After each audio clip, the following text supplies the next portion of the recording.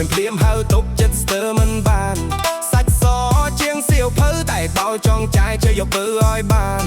ឲ្យអូនធ្វើជាគូស្គរបងឲ្យនាងស្គាល់អារម្មណ៍សុខសាន្ត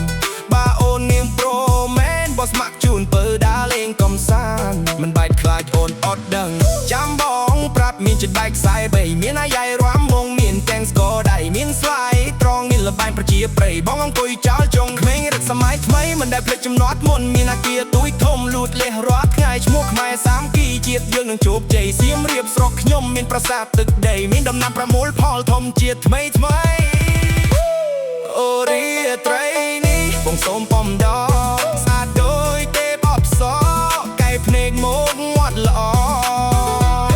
នាងស្អាតតាំងពីចុងដៃរហូតដល់ចុងជើងចង្កេះអង្ក្រងទុនភ្លឺមិនត្រីមិនចេះភ័យឃើញគេស្លៀកពាក់អញ្ចឹងកុំថាគេទំនើបគេចេះជួយដាំបាយជួយជូតបងកាត់លើ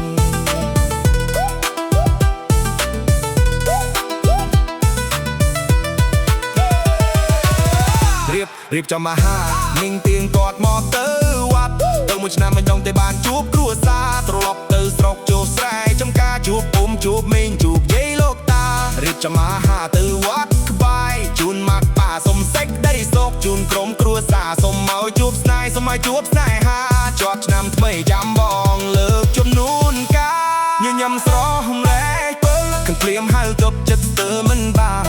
សាច់ស